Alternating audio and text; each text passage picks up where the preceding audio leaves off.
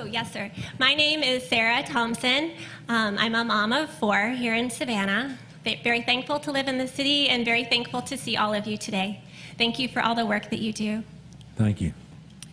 So I wanted to start with the what. What's happened?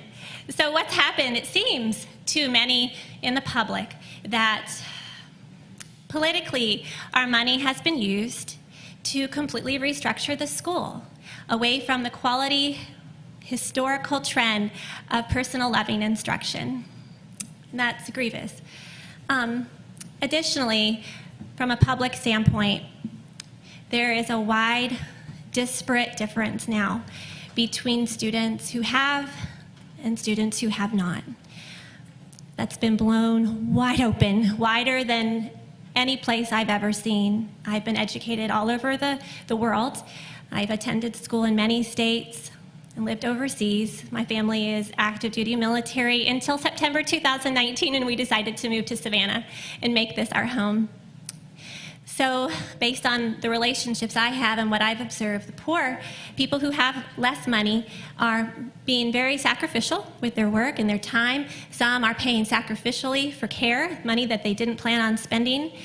Also, some children who don't have are at home with elder siblings if they're lucky. And I know there are a lot of children who are not supervised as they should. Of course, people who have money, they can switch. They can go to private school. You've heard testimony of all those different switches that people are making. I have friends that have gone to home education. Home education is a wonderful option. So I want to just point a little bit out how this happened. And from observational standpoint, I did look up the moral code of ethics for the school board, and I looked this up on the Georgia School Board website, Department of Education. It says, you know, really, I wanted to read up on superintendent. Superintendent should serve as secretary, ex officio to the board, and should be present at all meetings of the board.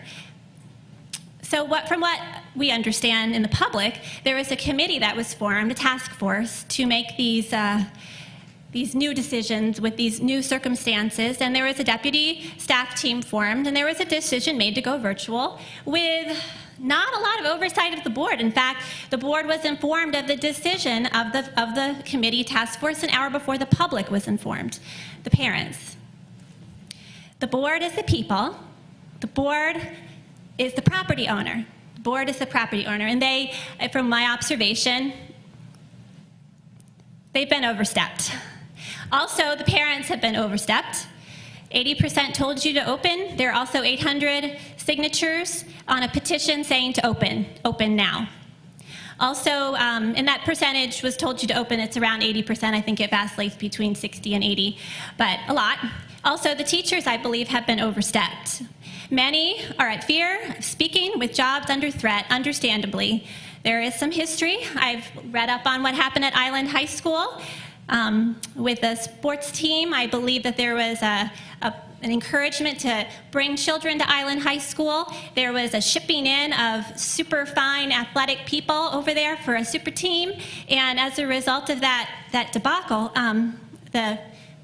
the principal was moved to a detention center, I believe, or some sort of school like that to be a principal over there. There was a teacher fired, and there was a coach shamed greatly. That's in the public knowledge. But really, you know, I want to look at philosophically how this has happened. And the how is very interesting, philosophically, how this has happened. Philosophically, this is what I think. What we're dealing with. In 1847, a manifesto was written. Karl Marx wrote, the theory may be summed up in a single sentence: abolition of private property. Any kind of property, he noted, is power. And he denied the right of power to the person or family. It has to be social power. It has to be social power.